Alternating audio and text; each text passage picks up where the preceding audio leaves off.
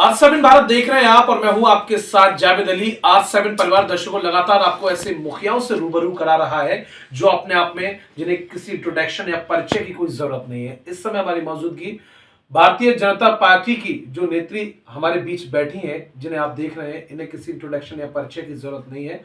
महिला मोर्चा की क्षेत्रीय मंत्री हैं और अभी से नहीं, सन 1994 से या 95 से लगातार भारतीय जनता पार्टी के लिए दिग्गज तरीके से जमीनी स्तर से प्रत्याशी के रूप में तो है ही, या यूं कहें कार्यकर्ता तो है ही, लेकिन दिग्गज नेता इन्हें माना जाता है। हमेशा बहन बेटी महिलाओं के प्रति उनकी लड़ाई लड़ना, उनकी मजबूती के लिए हमेशा आगे खड़े होना और भारतीय जनता पार्टी के लिए पल पल जमीन से जुड़कर तमाम कार्यकर्ता या फिर तमाम जनता जनार्दन को संबोधित करना और उन्हें लगातार प्रेरित करना कि किस तरह से भारतीय जनता पार्टी एक बड़ा ब्रांड देश ही नहीं बल्कि विदेशों में भी बना हुआ है। अब सीधा मैम का रुख करेंगे और मैम की जुबानी जानेंगे। मैम ने जो अपने सफर की शुरुआत की थी और आज जो 2025 का सफर चल रहा है, और ऐसे में ये कहना गलत नहीं होगा कि मैम का नाम बच्चे बच्चे की जुबान पर, हमारी बहनों की जुबान पर, हमारी माताओं की जुबान पर हमेशा रहता है। और वो भी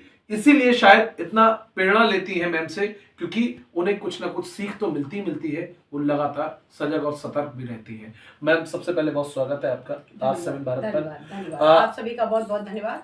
मैम, जिले में ही नहीं, एक मंडल या यूं कहें राज्य में आपने एक अलग पहचान बनाई है भारतीय जनता पार्टी के साथ। आप 1994 यानी 95 से अगर देखा जाए तो अभी तक जुड़े हुए हैं। आपके सफर की शुरुआत कैसे हुई मैम?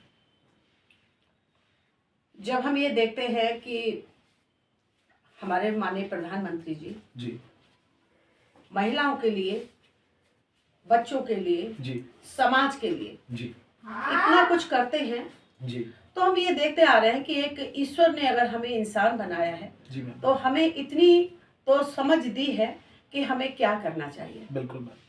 तो हर पल इंसान होने के नाते हमें हर पल कुछ ना कुछ अच्छा करता रहना चाहिए।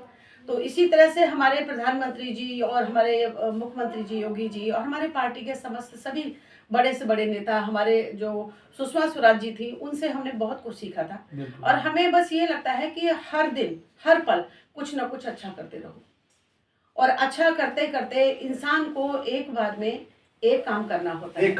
चाहे तो अच्छा करिए चाहे बुरा करिए, तो बुरा क्यों करें, अच्छा करें। हमारी पार्टी जो है वो एक हिंदुत्व को लेकर चलती है, और हिंदुत्व के साथ में आप ये जान लीजिए केवल हिंदुत्व को ही नहीं, वो हर मजहब, हर समाज के लोगों को साथ लेकर चलती है।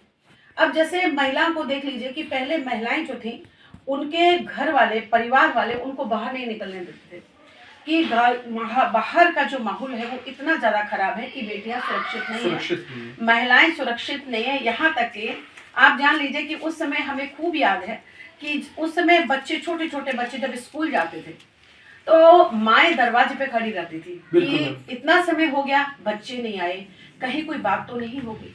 क्योंकि उस समय किडनैपिंग इतनी ज्यादा होती थी, इतना ज्यादा माहौल खराब था कि हर इंसान चिंता में था। माँ किसी मजहब की हो, माँ माँ होती है। हर माँ को अपने बच्चे से, अपने परिवार से बहुत ज्यादा प्रेम होता है। बिल्कुल।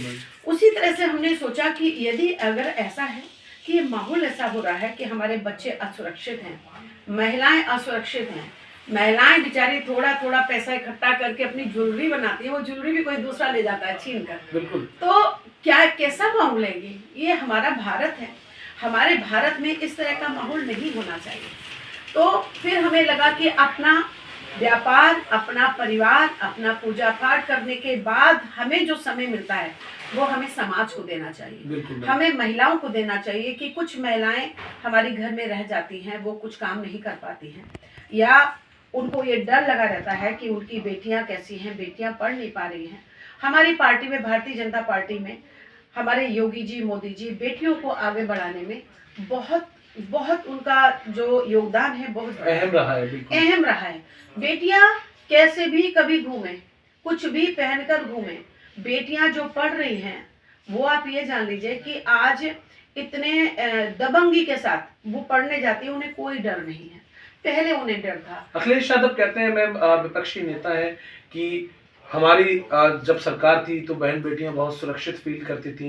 आज बहुत गुंडागर्दी चारों तरफ फैल गई। कहीं ना कहीं भारतीय जनता पार्टी पर वो लगातार चुटकी लेते हुए नजर आते हैं। नहीं, वो उनका अपना मन है कि वो चुटकी लगा सकते हैं, लेकिन ऐसा बिल्कुल भी नहीं है।